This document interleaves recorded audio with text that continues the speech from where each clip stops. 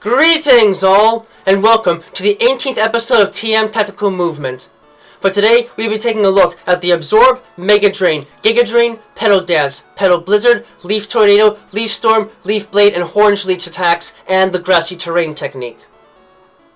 Much as the name suggests, the Absorb attack involves draining a small amount of energy from the opposition in an attempt to inflict damage and heal any wounds. Many young grass-type Pokémon and parasitic Pokémon possess the ability to either naturally drain nutrients from the ground as part of their natural anatomy, or otherwise drain small amounts of vital fluids from prey items.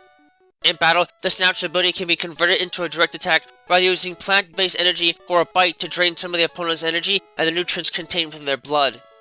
The damage dealt by the Absorb attack is fairly small for its stamina cost, but it does have one major benefit in that the user of the attack will recover energy equal to about half of the damage actually done to an opponent.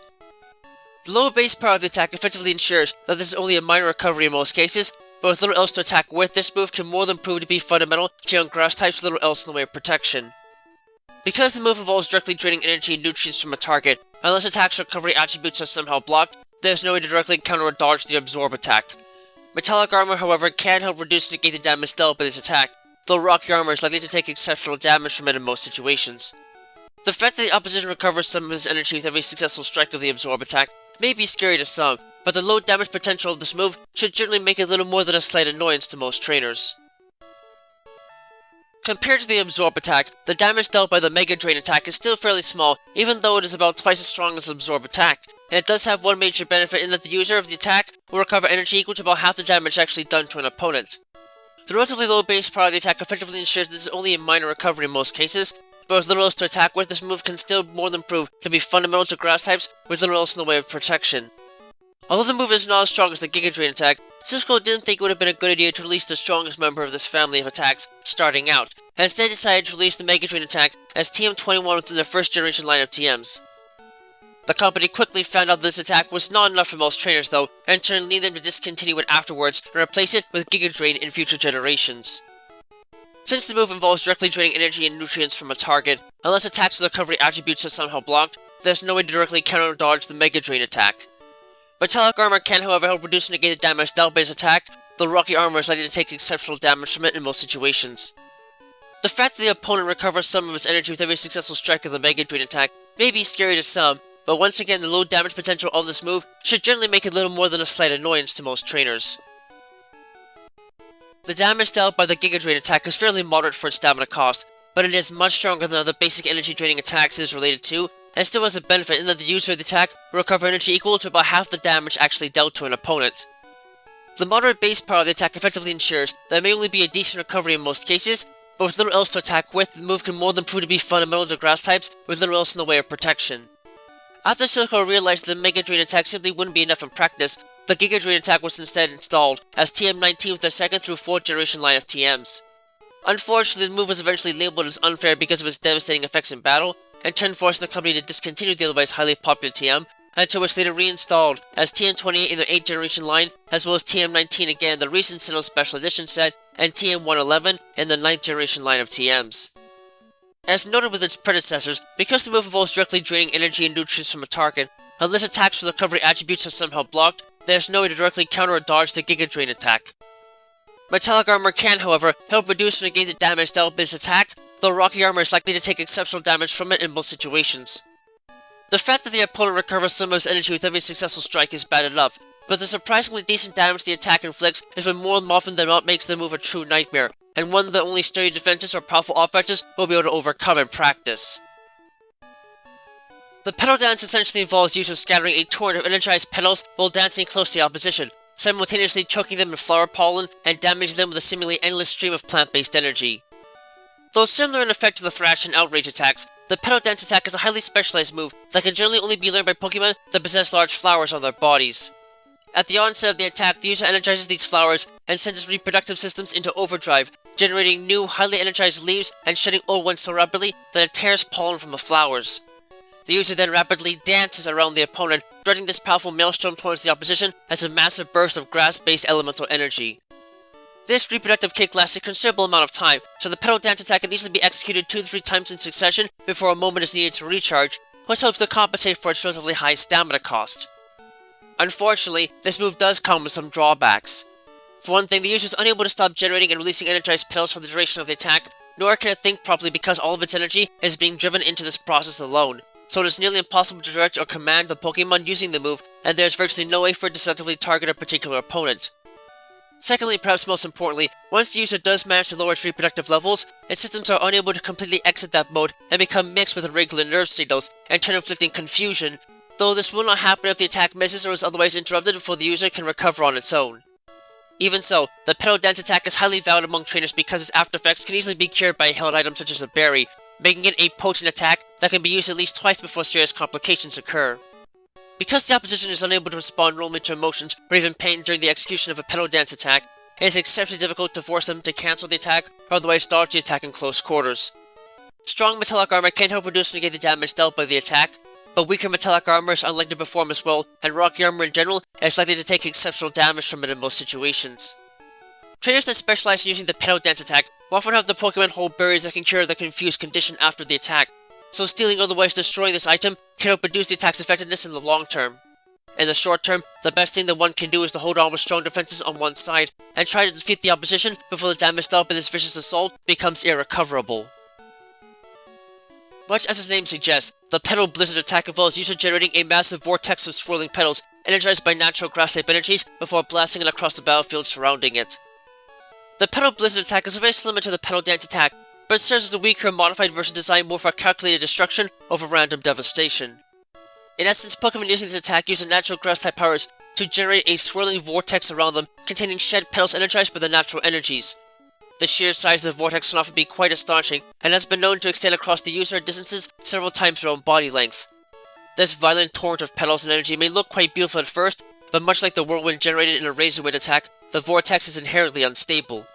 After only a few moments of existence, the user violently releases a surge of energy from its body that disrupts the vortex and causes it to transform into a massive blast of air that rushes onto and through all nearby targets in a devastating display of power. Although the attack is fueled primarily by energy, the component of wind in its execution is so strong that the move is actually classified as a physical attack, though it still retains the same elemental effects as seen in normal grass-type moves. The damage potential of the move is quite high in comparison to other grass-type attacks, and it can strike both nearby opponents in multi-Pokemon battle, but due to the uncontrollable nature of the vortex, the user's closest ally will also be hit by the full brunt of the attack. Nonetheless, the Petal Blizzard attack is a monstrous blow that can certainly prove to be a dangerous tool against opponents with weak physical defenses. As with similar wind-powered grass-type moves, unless an extremely strong burst of wind or fire can be used to destabilize or otherwise destroy the attack before it makes contact, there is no way to directly counter the Petal Blizzard attack, and dodging is equally difficult due to the attack's large radius of effect. Strong metallic armor can help reduce or negate the damage dealt by this attack, but weaker metallic armor is unlikely to perform as well, and rocky armor in general is likely to take exceptional damage from it in most situations. The Petal Blizzard attack may not be the most common of attacks available to Pokemon in battle, but its devastating effects are dangerous enough for strong defenses and a bit of heat to be recommended. At the very least though, trainers can try to make the best of it, not just by surviving, but by potentially changing the arrangement of the user's allies, and turn hopefully forcing them to deal critical damage to one of their own teammates in battle.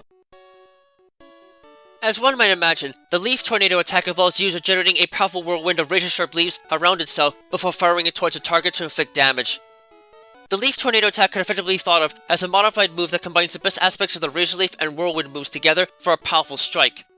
With the Leaf Tornado attack, the user generates a powerful burst of wind either by rapidly rotating its body or through some other force, and places razor-sharp leaves within it before unleashing it on the target of choice, allowing the combination of the wind and leaves to slice and dice the opposition. While the attack may only be slightly more powerful than a basic Razor Leaf attack, and loses its heightened critical hit ratio and physical nature as a result of its execution, though it still retains the ability to be affected by items like King's Rocks, it does benefit considerably in that it can potentially blind anything that it hits. For any creature with exposed eyes, having a sudden burst of ripping, tearing leaves thrown in your face can more than be unpleasant, and can potentially damage the sensitive tissues within the eye. In practice, this means the attack has a 50% chance of lowering the target's accuracy with every strike.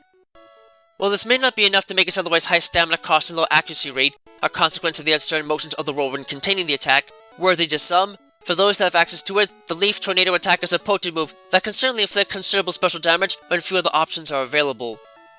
Unless a strong burst of wind or fire can be used to destabilize or otherwise destroy the attack before it makes contact, there is no way to directly counter the Leaf Tornado attack. Moderately agile Pokemon, however, can still dodge the attack with enough room. Metallic armor can help reduce and negate the damage dealt by this attack, but rocky armor is likely to take exceptional damage from it in most situations. The Leaf Tornado attack certainly isn't strong enough to prove to be a major threat in many cases, but considering it can effectively blind anything that it strikes, it is still a wicked move that should be effectively countered with strong defenses, protection against negative alterations to accuracy, and evasive tactics of the highest caliber. As its name suggests, the Leaf Storm attack involves user unleashing a massive blast of razor-sharp leaves at the opposition that is driven by the cyclonic forces of the vortex containing them. The Leaf Storm attack is a modified form of the Leaf Tornado attack that trades the unpredictability of a whirlwind for the sheer ripping and concussive force of a head-on cyclonic collision. In effect, a Leaf Storm attack involves user generating a whirlwind similar to the one used in Leaf Tornado attack before releasing it towards the opposition, but instead of merely letting it move under its own power, the user exerts a tremendous effort to point the top of the cyclone containing the leaves toward the opponent, thus blasting them with a concussive vortex of air similar to that used in an aeroblast attack. On the one hand, this means the move loses its ability to effectively blind the opposition, but at the same time it still retains the ability to be affected by items like King's Rocks, and is far, far more powerful than almost any other grass type attack available to a Pokémon. Unfortunately, the attack takes a decent amount of time to prepare, and is thus not perfectly accurate, but more importantly, its use places such a severe strain on the special abilities of the user that it sharply lowers the user's special attack stat about twice as much as normal with every use. This can make the attack a bit dangerous to rely on early in battle for offense, but if used wisely, this attack can easily make mincemeat out of lesser opponents and prove to be a devastating force on any battlefield, which helps to explain why it's made into TR-71 for Silphco's first line of TRs, as well as TM-159 and the 9th generation line of TMs. Unless an extremely strong burst of wind or fire can be used to destabilize, otherwise destroy the attack before it makes contact, there is no way to directly counter the Leaf Storm attack. Moderately agile Pokémon, however, can still dodge the attack with enough room. Strong metallic armor can help reduce and negate the damage dealt by its attack, but weaker metallic armor is unlikely to perform as well, and rock gear in general is likely to take exceptional damage from it in most situations. The Leaf Storm attack is a devastating force that can easily inflict catastrophic damage on anything it manages to strike, and is more than accurate enough to be a major threat even with strong defenses on one side. The only thing that can truly reduce its usefulness, aside from destroying or dodging it, is making an opponent use it early on in battle, thus severely weakening all of their future special attacks. In effect, the Leaf Blade attack involves striking an opponent with a sharp leaf in the same fashion as a sword, generating massive lacerations in the process. While it might not be particularly useful against many ground or rock type Pokémon as a result of the generally high base defense stats, the Leaf Blade attack's capacity to deal physical damage is something rarely seen among grass types, making it a great weapon to use against a wide variety of targets. The Leaf Blade attack operates like the cut attack in that the damage dealt is due to lacerations alone, but the Leaf Blade attack is far more damaging because the attack is delivered with a sharp leaf, as if the user were actually wielding a sword, in turn combining the sheer cutting force of a cut attack with the intense tearing force of a slash attack. As such, just as with the slash attack, the Leaf Blade attack will trigger exceptionally large pain responses upon contact with an opponent's flesh, greatly increasing the chance of scoring a critical hit with every blow. Unlike the slash attack, however, the Leaf Blade attack allows slightly more distance between the user and the opponent, making it a bit easier to execute in close quarters, though at the same time this gives opponents a little bit of extra time to dodge the attack. The Leaf Blade attack may not be among the better ways for most grass types to show their power, but on its own it is still a devastating strike that can deliver considerable physical damage to anything unfortunate enough to get cut by it, which might explain why it was converted into TR-50 as part of Silphco's first line of TRs before being discontinued from future lines. Although attacking with an attached appendage being used by the opponent in place of a leaf can leave room for counterattacking, the fact that most Pokémon use leaves to use the Leaf Blade attack means that the chances of dealing any significant damage with a counterattack are low, and the attack is exceptionally difficult to dodge in close quarters. Strong metallic armor can help reduce and negate the damage dealt by this attack, but weaker metallic armor is unlikely to perform as well, and rocky armor in general is likely to take exceptional damage from it in most situations. The relative rarity of the Leaf Blade attack amongst Pokémon might make it a relatively uncommon threat in any conflict, but the attack's incredible accuracy and high damage capabilities nonetheless makes it a destructive move that should be countered with strong defenses and protection against critical hits to eliminate its most devastating attribute. The Horn Leech attack involves shoving pointed horns or branches into an opponent in an attempt to potentially pierce soft flesh and cause considerable physical trauma. The difference between this move and the Horn attack is that this move also simultaneously leeches energy from the opponent as it is being delivered. The horns and branches of some plant-based Pokémon are unique in that they can actually act as conduits for liquids. While this usually means that they are used for the act of photosynthesis, the horns can also be used in battle to absorb vital fluids from other creatures if forced directly into the soft tissue. As such, in a sense, this makes the Horn Leech attack nothing more than a slightly modified form of the basic Horn attack. The act of draining vital fluids out of a target slightly increases the damage dealt by the attack, but more importantly, it grants the move the same qualities as the Giga Drain attack, in that half the damage actually dealt is directly transferred into energy for the Pokémon delivering the attack. Though unfortunately this also seems to deprive the attack of its natural ability to be altered by the effects of King's Rocks. Oddly enough though, the move actually has more in common with the basic Absorb attack, in that the energy draining part of the attack truly only has a base power of 10 or so. The rest of the attack's damage is provided by the physical blow. Nonetheless, the move has a potent physical strike that can allow certain grass-type Pokemon, and Xerneas among others, to make great use of their natural physical abilities in battle, probably more so than any other move they naturally learn. It is lastly noted that the Horn Leech attack seems to be primarily dependent upon the actual size of the horns used in the attack. The larger the horns or energy-draining structures used to deliver the move, the more powerful the attack can become in practice. Since an opponent must use a horn or appendage of some sort in order to execute a Horn Leech attack, striking or otherwise damaging the offending appendage can help reduce and negate the damage dealt by the attack. Otherwise, however, unless attacks with recovery attributes are somehow blocked, the move is exceptionally difficult to dodge in close quarters. Metallic armor can help reduce and negate the damage dealt by the attack, but rocky armor is likely to take exceptional damage from it in most situations. The chances of seeing the Horn Leech attack in battle are generally quite low due to its isolation among only a few species, but if it is available to the opposition, the attack's high accuracy rate should make it a top issue to consider in battle, and close-range combat should be avoided at all costs if possible, and countered with strong defenses if that isn't possible, in order to reduce the effectiveness of its recovery attributes. The Grassy Terrain technique is one of several moves that has the capacity to completely change the environment to best suit the needs of a specific type of Pokemon. In this case, the type most benefited by this move is the Grass type. Pokemon using this technique are able to produce grass-like seeds that sprout to form a temporary platform that can live for a few minutes before running out of energy and wilting away into dust. This strange power is still being studied intently, as little is known how these seeds actually work biologically, as they last for too short of a period of time for them to be studied under a microscope. In essence though, the user sows massive quantities of this mutant grass seed, which then break open and convert the battlefield into a flowing grassy plain for at least 5 combat turns before the plants die.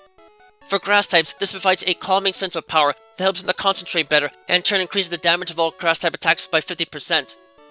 Additionally, this soothing grass naturally secretes a healing tonic from its body and can help Pokemon that have been injured or are otherwise missing energy, effectively healing their HP a little bit at the end of every turn.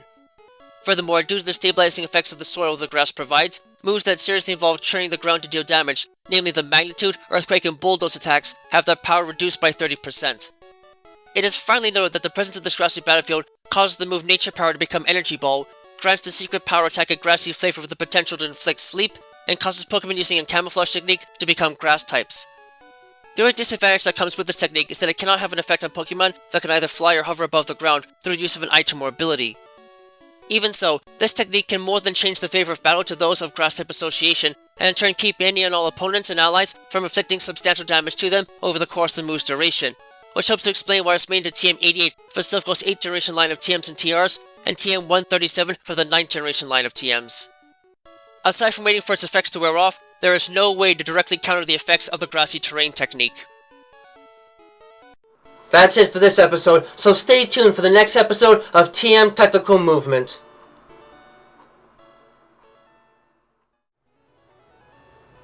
Thank you all for watching this video. It always brings me great joy to see others enjoying the work I do to try and make the world of Pokemon and the fascinating creatures that lay inside of it feel as real as they possibly can. If you really enjoy my work, please feel free to leave a comment and subscribe, as I always do my best to respond to any and all comments that are left on my videos. In addition, if you wish to learn more about my work and help support it, you can find links to my Patreon page, as well as email and other contact information to my work on DeviantArt in the video description down below. Furthermore, you can find a link to my Discord server there as well if you'd like to get a first glimpse at what videos are coming up next and converse with other fans of the world of Pokemon. Thank you for taking the time to watch this, and have a wonderful rest of your day.